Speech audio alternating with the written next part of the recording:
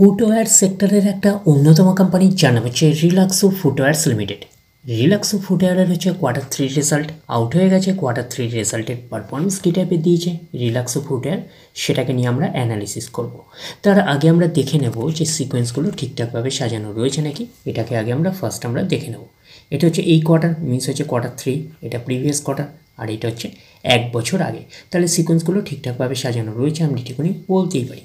এইবারে আমরা দেখে নেব যে অ্যামাউন্টগুলো কিসে দিয়েছে। অ্যামাউন্টগুলো হচ্ছে কার্ভসে দিয়েছে অ্যামাউন্টগুলো। এইবারে আমরা চলে যাব কোম্পানিটার টোটাল ইনকামে। তো টোটাল ইনকামে যাওয়ার আগে আমরা কি করব, একটু লার্জ করে নিয়ে অ্যাডজাস্ট করে নেব, তাহলে আপনাদের কাছে ব্যাপারটা আরও ভিজিবল হবে। তো এইবারে আমরা চলে আসলাম কোম্পানিটার টোটাল ইনকামে। এই কোয়ার্টার মিনস হচ্ছে Q3-তে 673, প্রিভিয়াস কোয়ার্টারই ছিল 686, এক বছর আগে ছিল 718। তাহলে এক বছর আগে 718টা এখন কত হয়ে গেছে 673। তাহলে আমরা বলবো ইয়ার অন ইয়ার বেসিস কিন্তু ডাউন পারফরমেন্স করেছে টোটাল ইনকামে। প্রিভিয়াস কোয়ার্টারই ছিল কত 686, সেটা হয়ে গেল এই কোয়ার্টার মিস হচ্ছে Q3-তে হয়ে গেল 673। তাহলে আমরা বলবো কোয়ার্টার অন কোয়ার্টার বেসিসেও কিন্তু ডাউন পারফরমেন্স করেছে টোটাল ইনকামে। তো ন্যাচারাল ব্যাপার, আমরা জানি যে ইনকাম করতে গেলে কোম্পানিকে এক্সপেন্সেস করতেই হবে। তো এখন দেখার বিষয়ে কোম্পানিটা ইনকাম করতে গিয়ে কতটা এক্সপেন্সেস করেছে। তো আমরা চলে আসলাম টোটাল এক্সপেন্সেসে। এই কোয়ার্টার মিস হচ্ছে Q3-তে কত আছে 629, প্রিভিয়াস কোয়ার্টারই ছিল 636, এক বছর আগে ছিল 667। তাহলে এক বছর আগে 667টা এখন কত হয়ে গেছে 629। তাহলে আমরা বলবো ইয়ার অন ইয়ার বেসিস কিন্তু ডাউন পারফরমেন্স করেছে টোটাল এক্সপেন্সেসে। প্রিভিয়াস কোয়ার্টারই ছিল কত 636, সেটা হয়ে গেল এই কোয়ার্টার মিস হচ্ছে Q3-তে হয়ে গেল কত 629। তাহলে আমরা বলবো কোয়ার্টার অন কোয়ার্টার বেসিসও কিন্তু ডাউন পারফরমেন্স করেছে টোটাল এক্সপেন্সেসে। এইবারে আমরা বের করব কি, এইবারে আমরা বের করবো হচ্ছে অপারেটিং প্রফিট। কী করে বের করব, টোটাল ইনকাম থেকে টোটাল এক্সপেন্সেস আমরা বাদ দেবো। বাদ দিলে যেটা পড়ে থাকবে সেটা হচ্ছে অপারেটিং প্রফিট। টোটাল ইনকাম পেয়ে গেছি, টোটাল এক্সপেন্সেস পেয়ে গেছি, টোটাল ইনকাম থেকে টোটাল এক্সপেন্সেস বাদ দিলে পড়ে থাকছে অপারেটিং প্রফিট।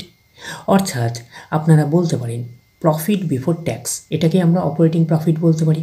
এই কোয়ার্টার মিস হচ্ছে Q3-তে 44, প্রিভিয়াস কোয়ার্টারই ছিল 49, এক বছর আগে ছিল 50। তাহলে এক বছর আগের 50টা এখন কত হয়ে গেল 44। তাহলে আমরা বলবো ইয়ার অন ইয়ার বেসিস কিন্তু ডাউন পারফরমেন্স করেছে অপারেটিং প্রফিটে। প্রিভিয়াস কোয়ার্টারই ছিল কত 49, সেটা হয়ে গেল এই কোয়ার্টার মিস হচ্ছে Q3-তে হয়ে গেল কত 44।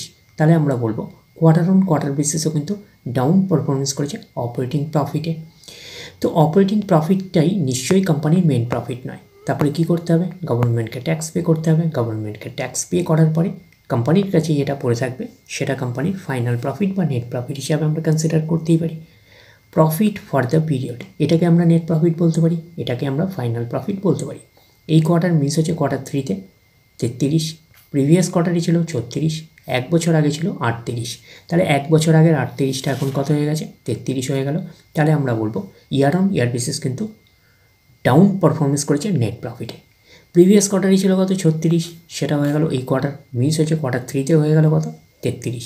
তাহলে আমরা বলবো কোয়ার্টার অন কোয়ার্টার বেসিসও কিন্তু ডাউন পারফরমেন্স করেছে নেট প্রফিটে। তো এইবারে আমরা চলে যাব কোম্পানিটার হচ্ছে ইপিএসে অর্থাৎ আর্নিং পার শেয়ারে। তো আমরা চলে আসলাম কোম্পানিটার ইপিএসে অর্থাৎ আর্নিং পার শেয়ারে।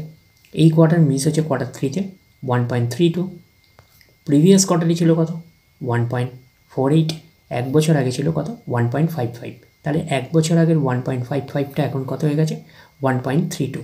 তাহলে আমরা বলবো ইয়ার অন ইয়ার বেসিস কিন্তু ডাউন পারফরমেন্স করেছে ইপিএসে অর্থাৎ আর্নিং পার শেয়ারে। প্রিভিয়াস কোয়ার্টারই ছিল কত 1.48, সেটা হয়ে গেল এই কোয়ার্টার মিস হয়েছে Q3-তে হয়ে গেল কত 1.32। তাহলে আমরা বলবো কোয়ার্টার অন কোয়ার্টার বেসিসে কিন্তু ডাউন পারফরমেন্স করেছে ইপিএসে অর্থাৎ আর্নিং পার শেয়ারে। তো ন্যাচারাল ব্যাপার আমরা জানি যে নেট প্রফিটের রিফ্লেকশনটা ইপিএসে পাই। তো নেট প্রফিটের রিফ্লেকশনটা আমরা ইপিএসে পেয়েছি। তো ওভারঅল কনক্লুশন হিসাবে নেট প্রফিটের ক্ষেত্রে কী পেয়েছিলাম, নেট প্রফিটের ক্ষেত্রে পেয়েছিলাম ইয়ার অন ইয়ার বেসিস এবং কোয়ার্টার অন কোয়ার্টার বেসিস, দুটোতেই কিন্তু ডাউন পারফরমেন্স করেছে আমরা বলতে পারি। তাহলে ওভারঅল কনক্লুশন হিসাবে বলতে পারি রিল্যাক্সো ফুটওয়্যার্স লিমিটেডের হচ্ছে Q3 রেজাল্ট আমরা এইটুকুনি বলতে পারি একটা পুয়ার টাইপের পারফরমেন্স করেছে, আমরা কিন্তু এইটুকুনি বলতেই পারি। তাহলে ওভারঅল ভিউটা আপনার কাছে ক্লিয়ার। তাহলে এই অবধি নেক্সট ভিডিওতে আবার আপনাদের সাথে আমার দেখা হচ্ছে। ধন্যবাদ।